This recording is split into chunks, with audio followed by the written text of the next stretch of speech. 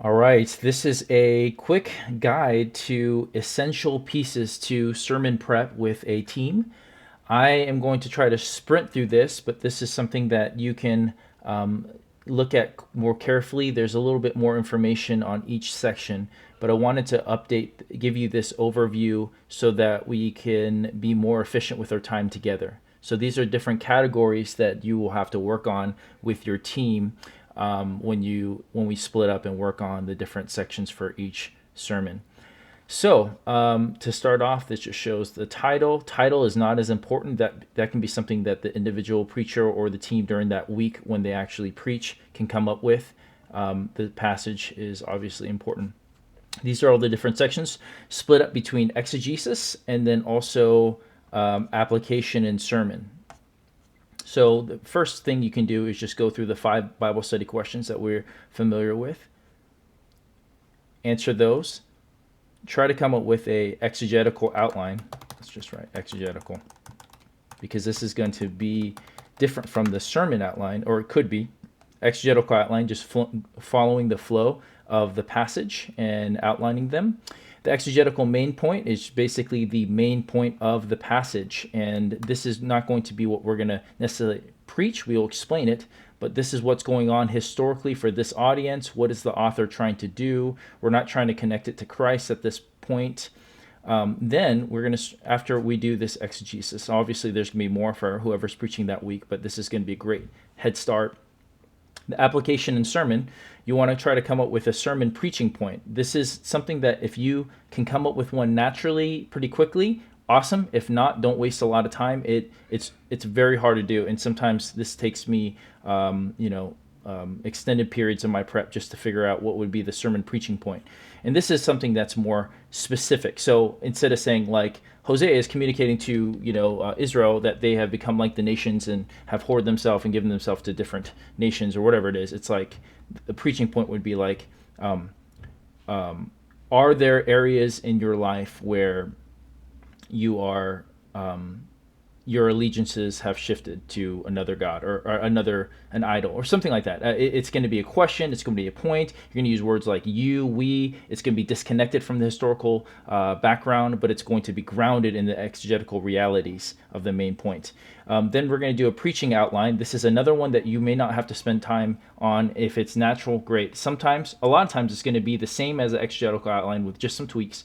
Sometimes, especially if it's a very long passage or maybe there's something unique about the text, you may want to shift things up and maybe go by thematically or go by perhaps you may change the order of the verses in your preaching, just because certain texts, if you highlight them first, will help grasp other texts rather than just going from A to Z.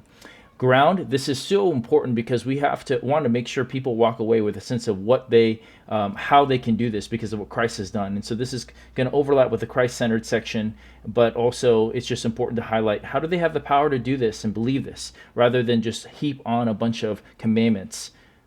This is basically what should you believe and do in light of this. And so there's different questions you can answer specifically, like why is important or why should they do this? Another question is, what should they do after hearing this point? So this you section is just really helping people apply. Okay, what are they going to do like this? Some of the passages, the application is just repent or believe something, hope in something. Others, we may have something very specific that, that could be a very specific application point. Do this week. Or read this passage this week again, or meditate on this reality, or consider giving generously to some, I don't know, it could be anything. Different kind of audience members. When we think about application, we want to try to think about the different people and how they can land. We're usually going to project upon a sermon what is most applicable to us or whatever we have faced that week, maybe during counseling, someone that's close to us. But we want to think about these 5 different categories, and you can read them. But try to put a little blurb how this passage could land on these different kinds of people. Imagine corporate dreaming. We want to kind of plug in how to this sermon, we want to drip our vision and our mission, our structure, our values all the time. How can we connect something about our vision? So maybe say, hey, and this is a reminder, this is why we, one of our values is authentic family, or this is why we do DNA groups. And I want to challenge you with your DNA groups this week to press into this.